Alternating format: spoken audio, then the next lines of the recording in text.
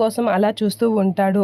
కావేరి ఇక్కడ సిగ్నల్స్ వచ్చాయి. శంకరం బాబాయ్‌కి ఫోన్ చేస్తాను ఆగు అని చెప్పేసి ఫోన్ చేస్తూ ఉంటాడు బాలరాజు. అలా చేయగానే అర్జెంట్‌గా చెయ్యి బాల అని చెప్పేసి కావేరి అంటూ ఉంటుంది. ఇక బాలరాజ్ అయితే వాళ్ళ శంకరం బాబాయ్‌కి ఫోన్ చేస్తూ ఉంటాడు. అలా శంకరం బాబాయ్‌కి ఫోన్ చేయగానే బాబాయ్ ఎక్కడున్నావు అని చెప్పేసి అంటూ ఉంటాడు.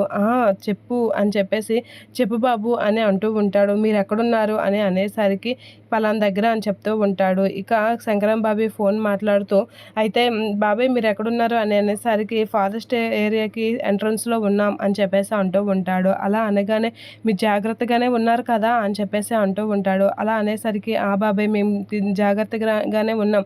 నువ్వు అక్కడే ఉండు మేమొస్తున్నాం అని అంటూ ఉంటాడు బాలరాజు. వేగంగా రండి బాబు అని చెప్పేసి అంటూ ఉంటాడు శంకరం బాబాయ్. ఇక సరే బాబాయ్ వేగంగా వస్తాము నువ్వు రెడీగా ఉండు అని చెప్పేసి అనేసరికి సరే అని చెప్పేసి అంటూ ఉంటాడు. ఇక కావేరి పద ఇక్కడే ఉన్నాడంట అని చెప్పేసి అంటూ ఉంటాడు బాలరాజు. అలా అనగానే పద అని చెప్పేసి వెళ్తూ ఉంటారు.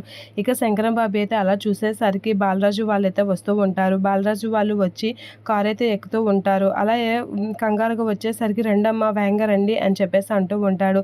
ఇక శంకరం బాబు అక్కడే ఉన్నాడు పదండి అని చెప్పేసి అనేసరికి అలా కంగారుగా ఎక్కిపోతూ ఉంటారు. ఇక దేవా పంపిన రౌడీలైతే వెతుకుతూ వస్తారు. ఇక వాళ్ళు వచ్చేసరికి వాళ్ళు వెహికల్ ఎక్కి వెళ్ళిపోతూ ఉంటారు. ఇక దేవా వాళ్ళ మనుషులకైతే దేవా ఫోన్ చేసి వాళ్ళు దొరికారా వాళ్ళని చంపేశారా లేదా అని అయితే చాలా సీరియస్గా అడుగుతూ ఉంటాడు.